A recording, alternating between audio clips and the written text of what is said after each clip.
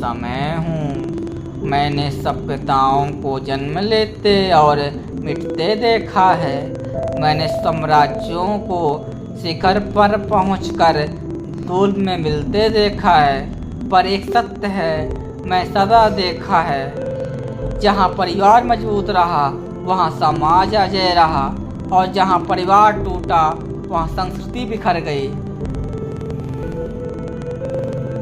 संयुक्त परिवार व्यवस्था किसी भी समाज की रीढ़ होती है। यह केवल छत और दीवारों का मेल नहीं, बल्कि ऐसा तंत्र है जो मनुष्य को सामाजिक, सांस्कृतिक और आर्थिक सुरक्षा देता है। भारत ने हजारों वर्ष तक इस व्यवस्था को जिया। बुजुर्ग का अनुभव का सहारा बने, विवाह श्रम से घर संभाले और बच्चे परंपरा को आगे बढ़ाए। यही सनातन भारत की आत्मा रही है। पर आज यह नींव हिल रही है। यह कोई साधारण परिवर्तन नहीं, बल्कि योजनाबद्ध रणनीतिक षड्यंत्र का परिणाम है।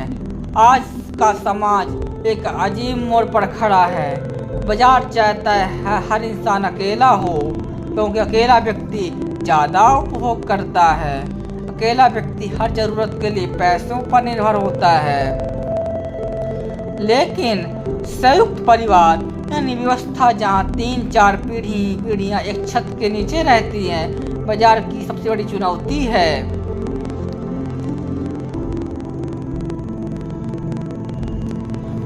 संयुक्त परिवार में खर्चे बढ़ते हैं, समय बढ़ता है, और समय बड़ी बात है। प्यार और जिम्मेदारी बांटते हैं। जहाँ दादी बच्चों को संस्कार सिखाती है, पिता रोजगार का आधार बनते हैं, माँ स्नेह और धैर्य से परिवार को जोड़ती है, और भाई बहन जीवन भर साथी बन जाते हैं, वहाँ अकेलापन की जगह कहाँ बचती है।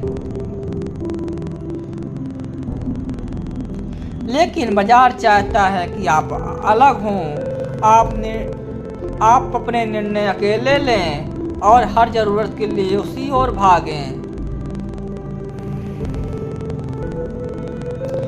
इसलिए संयुक्त परिवार की जगह न्यूक्लियर फैमिली को बढ़ावा दिया जाता है। हमें यह समझना होगा, संयुक्त परिवार केवल आर्थिक सुरक्षा नहीं, बल्कि सांस्कृतिक और भावनात्मक और आध्यात्मिक जड़ों की रक्षा भी है। संयुक्त परिवार का अर्थ है एक छत में कई पीढ़ियां और अनगिनत रिश्तों की गर्माहट। जब तक परिवार मजबूत है, व्यक्ति आत्मनिर्भर है। पर जैसे ही परिवार टूटता है, हर संकट, हर सहारे के लिए उसे बाजार के दरवाजे खटखटाने पड़ते हैं। इसलिए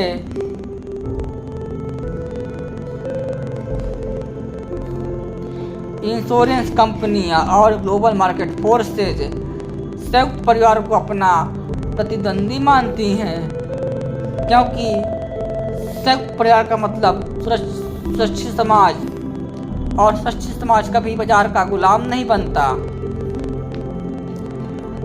ग्लोबल मार्केट फोर्सेज केवल उपभोक्तावाद की नहीं, बल्कि वैचारिक संघर्ष को नियंत्रित करती हैं। ये शक्तियाँ वामपंथी विचारधाराओं और तथाकथित मानव अधिकारवादियों और प्रगतिशील कहलाने वाले एनजीओ को प्रचुर वित्तीय सहायता देकर पोषित करती हैं। इनका उद्देश्य दुनिया भर एवं भारतीय समाज को में असंतोष, विखंडन और सांस्कृतिक शिथिलता फैलाना। देखिए जापान को, संयुक्त परिवार को पिछड़ा कहकर तोड़ा गया। कॉर्पोरेट संस्कृति और सरकारी नीतियों ने युवाओं को परिवार से दूर कर दिया।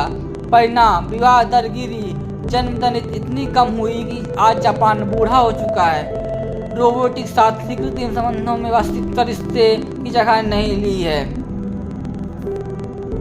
पश्चिमी देशों में नारीवाद को उग्र रूप दिया गया, विवाह को कैद बताया गया, तलाक को आसान कर दिए गए, एकल मातृत्व और अस्थायी संबंध सामान्य हो गए। परिणाम परिवार अप्रासंगिक और व्यक्ति केवल उपभोक्ता बनकर रह गया। चीन में जबरन एक संतान की नीति थोपी दी गई। परिणाम आज वृद्धों की देखभाल करने वाला कोई नहीं। समाज असंतुलित हो चुका है।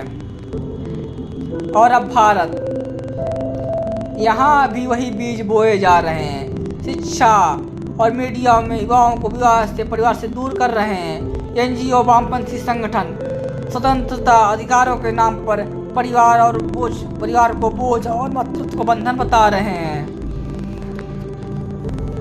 महिलाओं को भ्रम दिया जा रहा कि करियर ही सब कुछ है और बच्चे परिवार प्रगति में बाधक हैं। परिणाम, हिंदू समाज की जन्म दर लगातार गिर रही है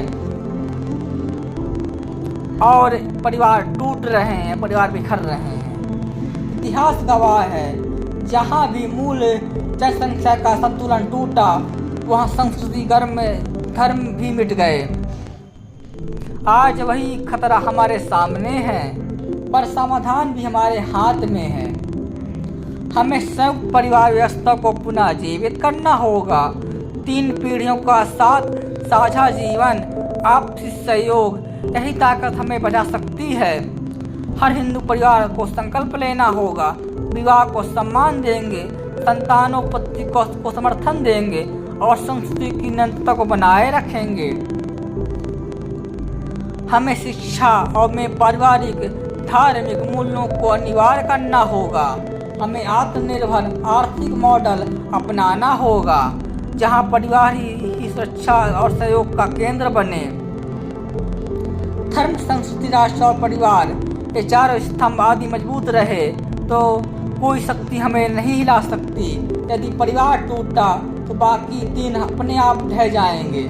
मैं समय हूँ, मैं गवाही देता हूँ। यह केवल सामाजिक संघर्ष नहीं, बल्कि हिंदू सभ्यता के अस्तित्व की लड़ाई है। तो जागो, अपने परिवार को संभालो, अपनी संस्कृति को थामो और आने वाली पीढ़ियों के लिए संयुक्त परिवार को पुनः स्थापित करो, क्योंकि परिवार बचेगा तभी सनातन सभ्यता बचेगी।